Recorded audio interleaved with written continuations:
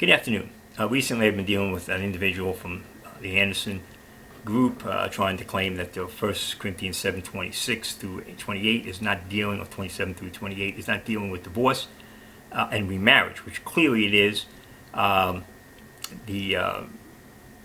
to 26, 27, art thou bound unto a wife, seek not to be loosed. So clearly now you have what is going on here. Loosing and binding has to deal with being married and trying to get out of the marriage or ending the marriage. Art thou loosed from a wife, seek not a wife. But, and if thou marry, thou hast not sinned. So that is referring to a person who has been loosed from a wife. And Paul is saying the idea would be remain single. He talks about the same thing about widows. He said the best thing for them is to remain single and to focus on the Lord. So Paul is saying the idea was to be like him and to focus totally on the Lord. And that way, you can concentrate all your 100% on the Lord, because if you're married, obviously you've got to deal with worldly issues dealing with marriage. But he's saying to that man who's been loosed from a wife, the wife has left him, divorced him, but if thou marry, thou hast not sinned. So there's a case where if you've been loosed, you're the one, you're not loosing the other person, you have been loosed, you have a right to remarry, and that's the case. In Deuteronomy 24, 1 speaks about the right of remarriage. If the husband found uncleanness in his wife, he was allowed to send her off with a bill of divorcement, and she could remarry, and so could he. So there was a right of remarriage in the Old Testament that was given. So these guys basically, then of course, he comes back and says, you have to read the context. Well, the context is very clear. Paul is saying the ideal is to be like him and not to be married. But he says in that case, if loosing and binding is clearly, he's telling the man, if he gets saved, don't seek to loose your wife. That's clearly, try to divorce her and get rid of her. By the way, that's what Augustine did. That's what Augustine. He left his common law wife after he found God, supposedly, and that's exactly what he did. He let and the child that they had together. That's Augustine talking about. Now he's going to be godly after he found God. So he left his wife, the woman he'd been living with for many years and had a child with, essentially destitute. But Paul is saying whatever condition you find yourself in, that is the condition you should stay in.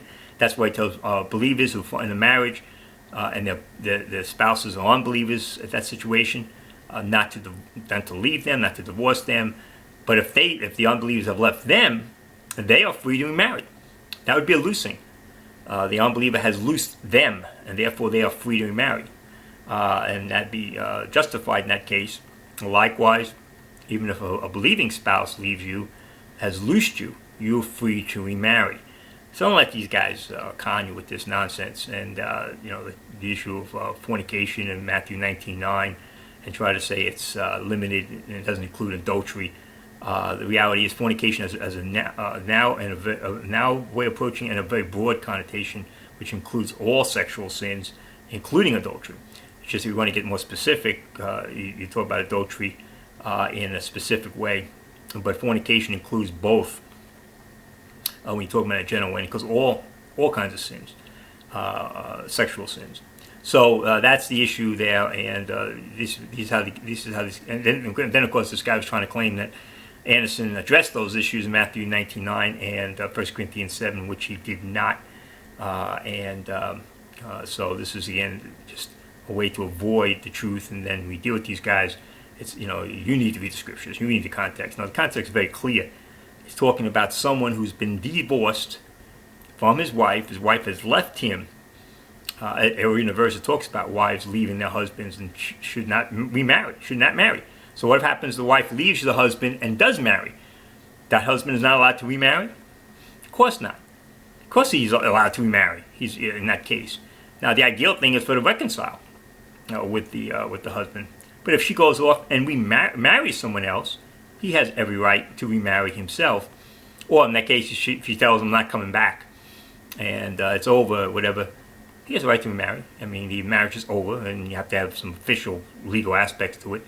But the issue is that you have a right to remarry if the other person has left you and ended the marriage. And that's what the scriptures teach. There are two conditions for remarriage: breaking the the issue of sexual sin within a marriage, and the issue of the person leaving that marriage and ending the marriage allows the other person to remarry without sin. Amen. Thank you.